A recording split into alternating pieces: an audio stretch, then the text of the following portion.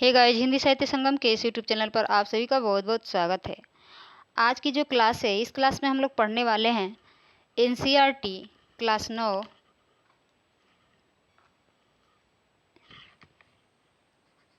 NCERT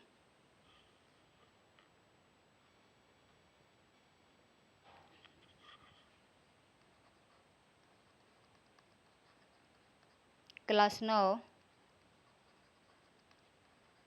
जिस book का नाम है स्पर्श। ठीक, स्पर्श। इसके पहले हम कक्षा 9 से कृतिका पढ़ चुके हैं और क्षितिज पढ़ चुके हैं। ये दोनों बुक हमारा कंप्लीट हो चुका है। आज हम पढ़ने वाले हैं, स्टार्ट करने वाले स्पर्श। स्पर्श में हम पहला चैप्टर क्या पढ़ेंगे? इसमें हमको पढ़ना है दुख का अधिकार। दुख का अधिकार, जो दुख का अधिकार, ठीक है, जो लिखा गया है यशपाल के द्वारा। यशपाल के द्वारा लिखा गया है, जिनका प्रसिद्ध उपन्यास है दिव्या। ठीक है, तो आइए स्टार्ट करते हैं आज का ये क्लास। इससे पहले यदि आप लोग उस क्लास को नहीं देखे हैं तो जाकर देख लीजिएगा, क्योंकि एनसीईआरटी है। एनसीईआरटी हर एक एग्ज़ाम के लिए बहुत ही इम्पोर्टेंट होती है। ठीक है, इसके पहले हम देखते हैं गद्य खंड क्या लिखा है। जिस पुस्तक से यह उद्देश्य सिद्ध नहीं होता, जिससे मनुष्य का अज्ञान, कुसंस्कार और अविवेक दूर नहीं होता, जिससे मनुष्य शोषण और अत्याचार के विरुद्ध सिर उठाकर खड़ा नहीं हो सकता, जिससे वह छीना झपटी, स्वार्थपरता और हिंसा के दलदल से उबर नहीं पाता, वह पुस्तक किसी काम की नहीं है। ये बात किसने कही है? हजारी प्रसाद द्विवेदी जी ने। बात सही है कि उस पुस्तक का क्या मतलब, उस ज्ञान का क्या मतलब, जो ज्ञान उस पुस्तक में न मिले, जिस ज्ञान से मनुष्य अपने अज्ञान को भुलाकर ज्ञान की तरफ बढ़े, कुसंस्कार को छोड़कर संस्कारी बने और अविवेक को दूर करके विवेकी बने। ठीक है, वही चीज़ यहाँ पे कहा जा रहा है कि वह ज्ञान किस प्रकार का है और वह पुस्तक कैसी है जो कि अज्ञान को दूर न कर सके। ठीक है, शोषण और अत्याचार के विरुद्ध सिर उठाकर खड़ा होने के लिए न सिखा सके, छीना झपटी, स्वार्थपरता और हिंसा के दलदल से न उबार सके, वो पुस्तक किसी काम की नहीं है। ठीक है, तो चलिए आगे देखते हैं।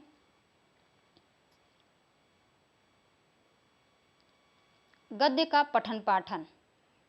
गद्यम कविनाम निकषम वदंती। गद्य को कवि की कसौटी कहा गया है, क्योंकि अच्छा गद्य लेखक अपने अनुभवों और विचारों की अभिव्यक्ति सरल और सरस भाषा में इस प्रकार करता है कि वह प्रभावपूर्ण हो उठती है।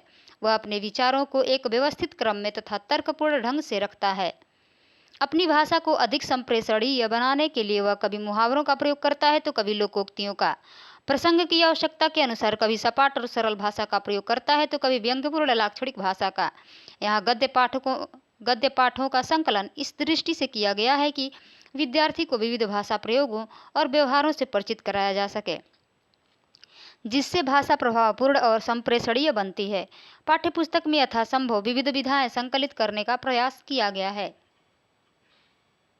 इन पाठों के द्वारा वैचारिक, वैज्ञानिक तथा ललित निबंधों के अतिरिक्त साहसिक यात्रा विवरण, संस्मरण, जीवनी, व्यंग्य, कहानी आदि का सामान्य परिचय विद्यार्थी को मिल सकेगा। पठन में क्या है? शब्दों का शुद्ध उच्चारण और वाक्यों को उचित आरोह अवरोह, तान अनुतान तथा बालाघात के साथ पढ़ना मुखर पठन में अपेक्षित होता है। प्रत्येक पाठ में कुछ न कुछ शब्द समूह, पदवंत एवं वाक्य होते हैं। वाक्य ऐसे होते हैं जिनका अभ्यास करने में कठिनाई हो सकती है। ऐसे शब्दों को रेखांकित कर लेना चाहिए और पठन से पहले उनका उच्चारण अभ्यास अवश्य करना चाहिए। यहाँ पे यह कहा जा रहा है कि कोई शब्द ऐसे कठिन आ जाते हैं जिसको हम पढ़ नहीं पाते हैं, तो उसको अंडरलाइन करने और उसको एक दो बार पढ़ेंगे तो उसको हम आसानी से पढ़ सकते हैं, समझ सकते हैं। एक ही अंश को कमजोर और दक्ष छात्र से पढ़वाने पर अन्य छात्र उसका आलोचनात्मक श्रवण कर सकेंगे। जो बच्चा पढ़ने में कमज़ोर है उसको बार बार वही प्रेशर करेंगे, तुम पढ़ो पढ़ो। फिर जो पढ़ने वाले बच्चे रहेंगे उस पर आलोचनात्मक यानी हंसेंगे, आलोचना करेंगे, कुछ कुछ बात कहेंगे। यद्यपि मुखर पठन की द्रुत या धीमी गति की कोई सीमा निर्धारित नहीं की जा सकती, किंतु इतना अवश्य कहा जा सकता है कि वह सामान्यतः वार्तालाप की गति से धीमी होती है। मौन पठन आज के युग की शैक्षणिक आवश्यकता है, अतः शिक्षक को मौन पठन विशेष सजगता से कराना चाहिए। मौन पठन कराने से पहले कठिन शब्दों के अर्थ समझा देने चाहिए। पठन के लिए उचित समय देकर अर्थ ग्रहण का परीक्षण अवश्य किया जाना चाहिए। विचार बोध। गद्य में भावों की अपेक्षा विचारों की प्रधानता होती है, जिन्हें लेखक सुसंबद्ध अनुच्छेदों द्वारा अभिव्यक्त करता है।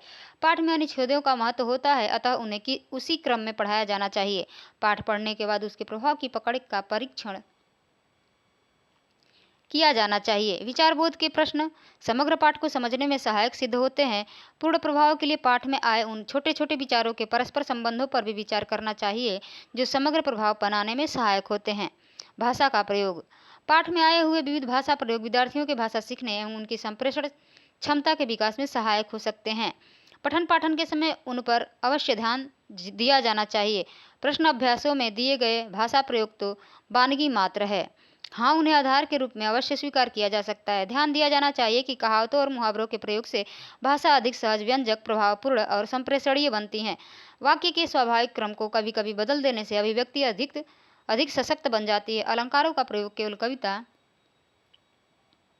में ही नहीं, गद्य में भी किया जाता है। जैसे तुम कब जाओगे, अतिथि की निम्नलिखित पंक्तियां देखिए। तुम अपने भारी चरण कमलों की छाप मेरी जमीन पर अंकित कर चुके। तुमने एक अंतरंग निजी संबंध मुझसे स्थापित कर लिया। तुमने मेरी आर्थिक सीमाओं की बेजनी चट्टान देख ली। तुम मेरी काफ़ी मिट्टी खोद चुके। अब तुम लौट जाओ अतिथि। अतिथि तुम कब जाओगे, उसी चैप्टर का ये 2 लाइन दिया गया है। निश्चय इन प्रयोगों से अभिव्यक्ति का सौंदर्य बढ़ गया है। ऐसे प्रयोगों पर न केवल ध्यान दिया जाना चाहिए, बल्कि उनके अधिकाधिक प्रयोग करने को भी प्रोत्साहित करना चाहिए। मौखिक अभिव्यक्ति। व्यावहारिक जीवन में भाषा का सर्वाधिक प्रयोग मौखिक रूप में ही होता है। इन पाठों के पठन पाठन के समय मौखिक अभिव्यक्ति के अधिकाधिक अवसरों और साधनों की ओर ध्यान दिया जाना चाहिए। पाठ में आई हुई वाक्य संरचनाओं के आधार पर सामान्य वाक्य बोलने का अभ्यास कराया जा सकता है। पाठों में ऐसे विषय मिल जा सकते हैं जिनके आधार पर भाषण प्रतियोगिता, वाद विवाद, आशु रचना आदि का आयोजन किया जा सकता है। ऐसे आयोजन कक्षा में और कक्षा से बाहर भी किए जा सकते हैं। योग्यता विस्तार। किसी भी पाठ्यपुस्तक में पाठों की संख्या तो सीमित ही होती है, किंतु उनको आधार बनाकर अनेकानेक कुशलताओं का विकास कराया जा सकता है। योग्यता विस्तार शीर्षक में ऐसी कुछ कुशलताओं और योग्यताओं के संकेत दिए गए हैं। इसके अतिरिक्त ऐसे ही भी प्रयत्न किए जा सकते हैं जिनसे विद्यार्थियों की सृजनात्मक शक्ति का विकास हो, उनके ज्ञान में वृद्धि हो और उनके चिंतन को दिशा मिल सके। विविध विधाओं के पठन पाठन का ढंग एक सा नहीं होता। प्रत्येक विधा की अपनी शैलीगत विशेषताएं होती हैं, उन्हें ध्यान में रखना चाहिए। कुल मिलाकर इन पाठों के पठन पाठन में ऐसे सभी संभव प्रयत्न किए जाने चाहिए जिनसे विद्यार्थियों की लिखित एवं मौखिक अभिव्यक्ति का अधिकाधिक विकास हो और हिंदी भाषा और साहित्य के प्रति उनकी रुचि जागृत हो। ठीक है, अब पढ़ते हैं यशपाल के बारे में। यशपाल का जन्म फिरोजपुर छावनी में सन 1903 में हुआ। महादेवी वर्मा का जन्म कब हुआ था, पिछली क्लास में हम लोग पढ़े थे, 1907 में। इन्होंने आरंभिक शिक्षा स्थानीय स्कूल में और उच्च शिक्षा लाहौर में पाई। यशपाल विद्यार्थी काल से ही क्रांतिकारी गतिविधियों में जुट गए थे। अमर शहीद भगत सिंह आदि के साथ मिलकर इन्होंने भारतीय स्वतंत्रता आंदोलन में भाग लिया। यशपाल की प्रमुख कृतियां हैं देशद्रोही, पार्टी कामरेड, दादा कामरेड, झूठा सच तथा मेरी तेरी मेरी उसकी बात। झूठा सच तथा मेरी तेरी उसकी बात सभी उपन्यास हैं। ठीक है, सभी उपन्यास हैं। ज्ञान दान, तर्क का तूफान, पिजड़े की उड़ान, फूलों का कुर्ता, उत्तराधिकारी सभी कहानी संग्रह हैं और सिंहावलोकन इनकी आत्मकथा है। तेरी मेरी उसकी बात पर यशपाल को साहित्य अकादमी पुरस्कार मिला। यशपाल की कहानियों में कथारस सर्वत्र मिलता है। वर्ग संघर्ष, मनोविश्लेषण और पैना व्यंग इनकी कहानियों की विशेषताएं हैं। यशपाल यह मानते रहे कि समाज को उन्नत बनाने का एक ही रास्ता है, सामाजिक समानता। सामाजिक समानता के साथ साथ आर्थिक समानता। यशपाल यह मानते रहे कि समाज को उन्नत बनाने का एक ही रास्ता है, वह क्या है, सामाजिक समानता के साथ आर्थिक समानता। यशपाल ने अपनी रचनाओं में हिंदी के अलावा उर्दू और अंग्रेजी के शब्दों का भी बेहिचक प्रयोग किया है। प्रस्तुत कहानी देश में फैले अंधविश्वासों और ऊंच नीच के भेदभाव को बेनकाब करते हुए यह बताती है कि दुख की अनुभूति सभी को समान रूप से होती है। कहानी धनी लोगों की अमानवीयता और गरीबों की मजबूरी को भी पूरी गहराई से उजागर करती है। यह सही है कि दुख सभी को तोड़ता है। दुख में मातम मनाना हर कोई चाहता है। दुख के क्षण से सामना होने पर सब अवश्य हो जाते हैं, पर इस देश में ऐसे भी अभागे लोग हैं जिन्हें न तो दुख मनाने का अधिकार है न अवकाश। दुख का अधिकार। मनुष्यों की पोशाकें उन्हें विभिन्न श्रेणियों में बांट देती हैं। प्रायः पोशाक ही समाज में मनुष्य का अधिकार और उसका दर्जा निश्चित करती है। वह हमारे लिए अनेक बंद दरवाजे खोल देती है, परंतु कभी ऐसी भी परिस्थिति आ जाती है कि हम जरा नीचे झुककर समाज की निचली श्रेणियों की अनुभूति को समझना चाहते हैं। उस समय यह पोशाक की ही बंधन और अड़चन बन जाती है। जैसे वायु की लहरें कटी हुई पतंग को सहसा भूमि पर नहीं गिर जाने देती। जैसे वायु की लहरें कटी हुई पतंग को सहसा भूमि पर नहीं गिर जाने देती, वह और उसको उड़ाती रहती है। उसी तरह खास परिस्थितियों में हमारी पोशाक हमें झुक सकने से रोके रहती है। बाजार में फुटपाथ पर कुछ खरबूजे डलिया में और कुछ जमीन पर बिक्री के लिए रखे जान पड़ते थे। खरबूजों के समीप एक अधेड़ उम्र की औरत बैठी रो रही थी। खरबूजे बिक्री के लिए थे, परंतु उन्हें खरीदने के लिए कोई कैसे आगे बढ़ता। खरबूजों को बेचने वाली तो कपड़े से मुंह छिपाए सिर को घुटनों पर रखे फपक फपक कर रो रही थी। पड़ोस की दुकानों के तख्ते पर बैठे या बाजार में खड़े लोग घृणा से उसी स्त्री के संबंध में बात कर रहे थे। उस स्त्री का रोना देखकर मन में एक व्यथा सी उठी, पर उसके रोने का कारण जानने का उपाय क्या था।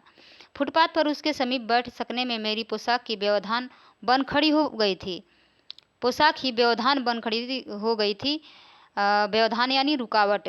एक आदमी ने घृणा से एक तरफ थूकते हुए कहा, क्या जमाना है।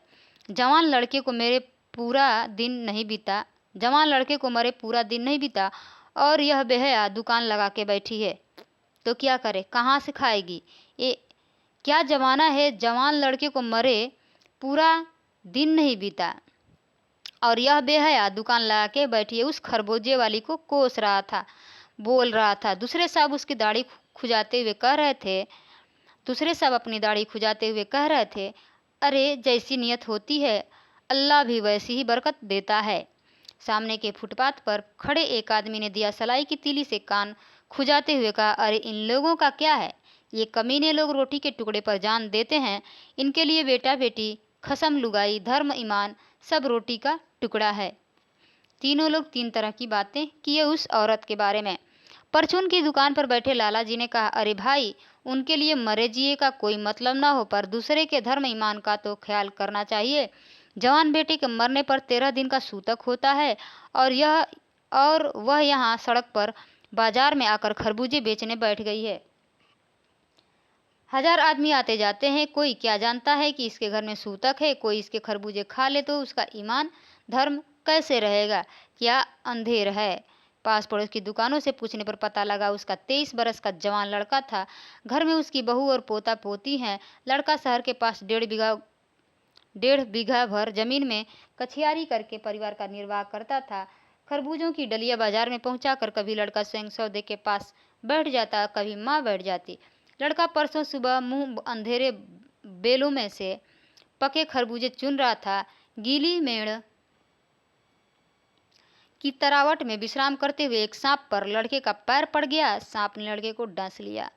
लड़के की बुढ़िया माँ बावली होकर ओझा को बुला लाई। झाड़ना फूकना हुआ, नागदेव की पूजा हुई। पूजा के लिए दान दक्षिणा चाहिए। घर में जो कुछ आटा और अनाज था दान दक्षिणा में उठ गया। माँ बहू और बच्चे भगवाना से लिपट लिपट कर रोए, पर भगवाना जो एक दफे चुप हुआ तो फिर न बोला। भगवाना उसके बेटे का नाम था। सर्प के विष से उसका सब बदन काला पड़ गया था। जिंदा आदमी नंगा भी रह सकता है, परंतु मुर्दे को नंगा कैसे विदा किया जाए। उसके लिए तो बजाज की दुकान से नया कपड़ा लाना ही होगा, चाहे उसके लिए माँ के हाथों के छन्नी ककना ही क्यों न बिक जाए। भगवाना परलोक चला गया। घर में जो कुछ चूनी भूसी थी सो उसे विदा करने के में चली गई। बाप नहीं रहा तो क्या। लड़के सुबह उठते ही भूख से बिलबिलाने लगे। दादी ने उन्हें खाने के लिए खरबूजे दे दिए, लेकिन बहू को क्या देती। बहू का बदन बुखार से तवे की तरह तप रहा था। अब बेटे के बिना बुढ़िया को दुवन्नी चवन्नी भी कौन उधार देता। बुढ़िया रोते रोते और आंखें पोंछते पोंछते भगवाना के बटोरे हुए खरबूजे डलिया में समेटकर बाजार की ओर चली। और चारा भी क्या था। बुढ़िया खरबूजे बेचने का साहस करके आई थी, परंतु सिर पर चादर लपेटे सिर को घुटनों पर टिकाए हुए फफक फफक कर रो रही थी। कल जिसका बेटा चल बसा, आज वह बाजार में सौदा बेचने चली है। हाय रे पत्थर दिल।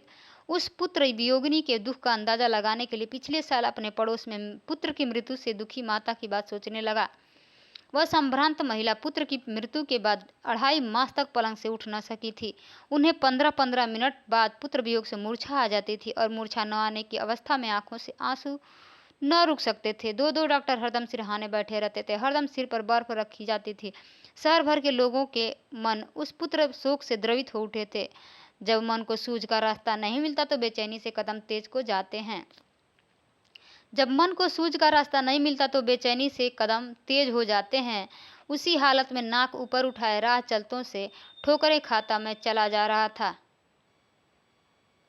सोच रहा था, शोक करने गम मनाने के लिए भी सहूलियत चाहिए और दुखी होने का भी एक अधिकार होता है।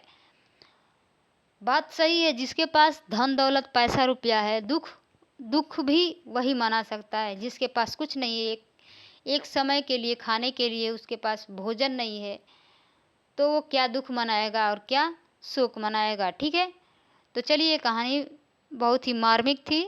आप लोगों को कैसी लगी कमेंट बॉक्स में ज़रूर बताइएगा। अच्छी लगी हो तो लाइक ज़रूर करिएगा।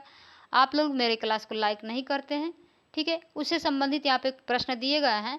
इन प्रश्नों का आप उत्तर स्वयं दीजिएगा। ठीक है, जहाँ न आए वहाँ पे आप लोग पूछ सकते हैं, लेकिन इन प्रश्नों का उत्तर आप खुद देने की कोशिश करिए। ठीक है, देख लीजिए, यहाँ पर सभी प्रश्न दिए गए हैं। क्योंकि समय कम होने के कारण हम इन सब चीज़ों को नहीं करा सकते। ठीक है, तो चलिए, मिलते हैं एक नई क्लास में नए चैप्टर के साथ। तब तक के लिए धन्यवाद।